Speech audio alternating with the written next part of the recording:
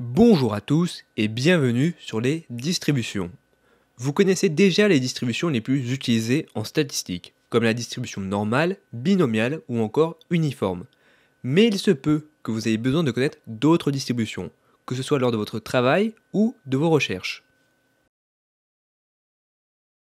Commençons sans plus tarder par la distribution de Poisson. La distribution de Poisson est une distribution de probabilité discrète qui est largement utilisée pour modéliser le nombre d'événements rares se produisant dans un intervalle de temps.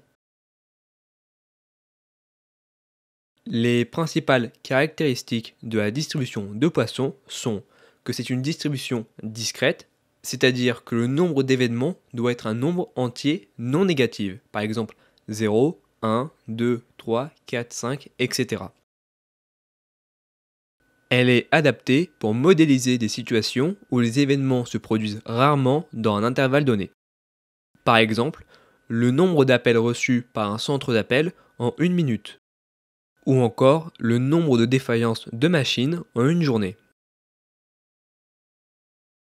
La distribution de Poisson est caractérisée par un seul paramètre, noté lambda, qui représente le taux moyen d'arrivée, ou le nombre moyen d'événements dans l'intervalle spécifié. La variance de la distribution de Poisson est égale à lambda, et par conséquent, l'écart type est égal à la racine carrée de lambda. Voici la distribution de Poisson avec différents lambda. Pour un lambda égal à 2, la distribution a une forme décroissante et asymétrique, avec une queue de distribution qui s'étend vers la droite. Mais plus le lambda augmente, plus la distribution de Poisson tend vers la distribution normale. Alors, comment calculer la distribution de Poisson? La formule est pour P de x égale à k, nous avons E moins lambda fois lambda à la puissance k, le tout divisé par la factorielle de k. Alors, lambda représente le taux d'occurrence des événements dans un intervalle donné, et k représente le nombre d'événements qu'on souhaite évaluer. Pour que ce soit plus clair, prenons un exemple. Supposons que vous travaillez dans un centre d'appel et vous recevez en moyenne 5 appels téléphoniques par minute. Vous souhaitez savoir quelle est la probabilité de recevoir un certain nombre d'appels en une minute donnée. Nous pouvons modéliser le nombre d'appels reçus en une minute avec une distribution de Poisson, car les appels sont aléatoires et indépendants. Le taux moyen d'arrivée est de 5 appels par minute. Par exemple, si nous voulons savoir la probabilité d'avoir exactement 0 appel en une minute, nous faisons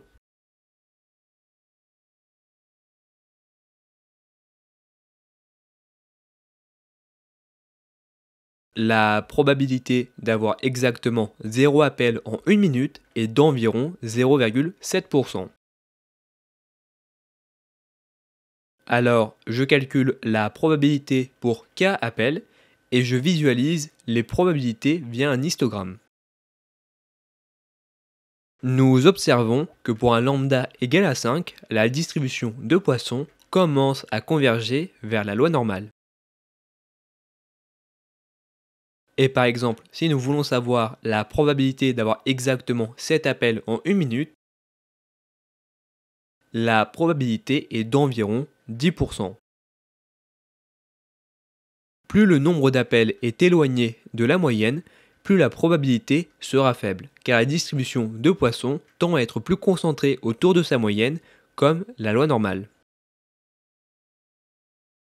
Parlons maintenant de la distribution exponentielle. Cette distribution est souvent utilisée pour modéliser des événements rares et aléatoires, tels que les défaillances d'équipement, les temps entre les arrivées de clients dans un magasin, ou encore les durées entre les pannes de système.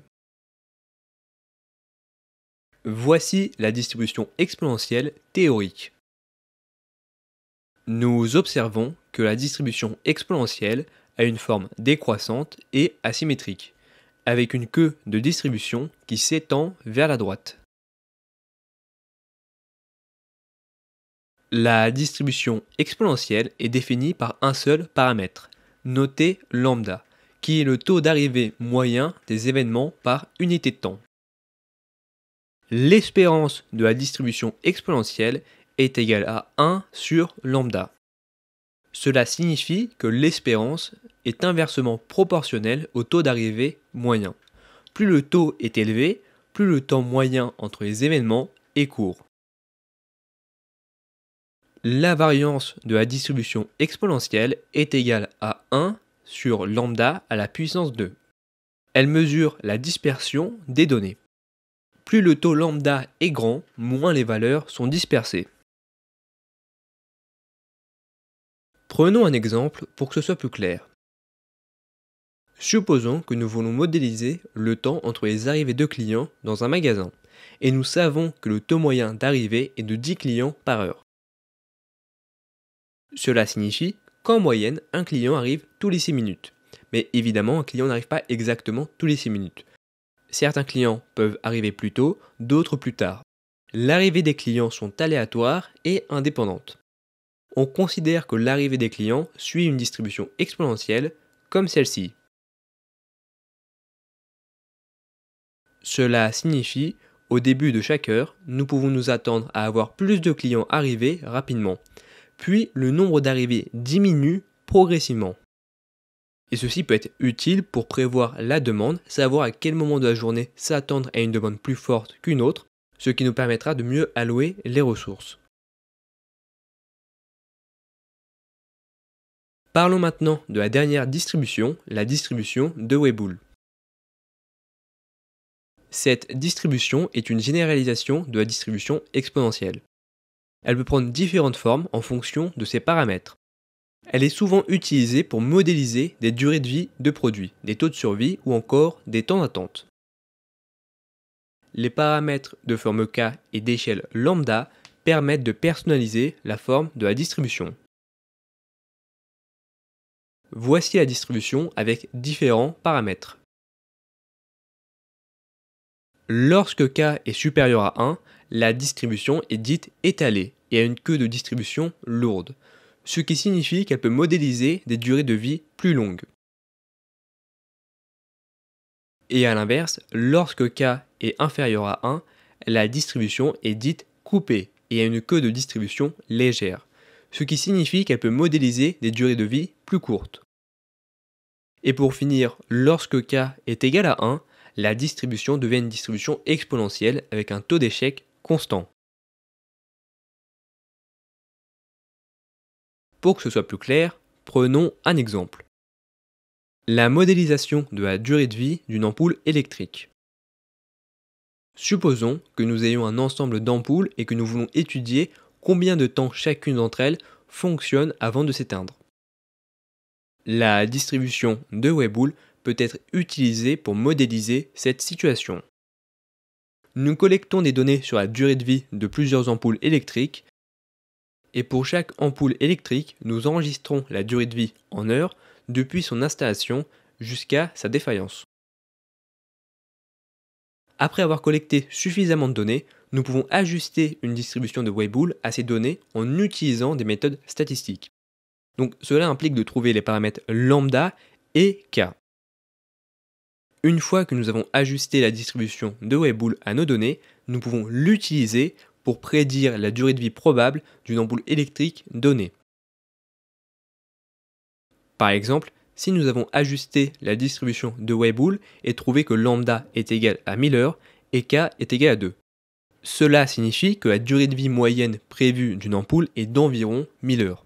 Mais certaines ampoules dureront plus longtemps et d'autres moins longtemps, en suivant la forme de la distribution.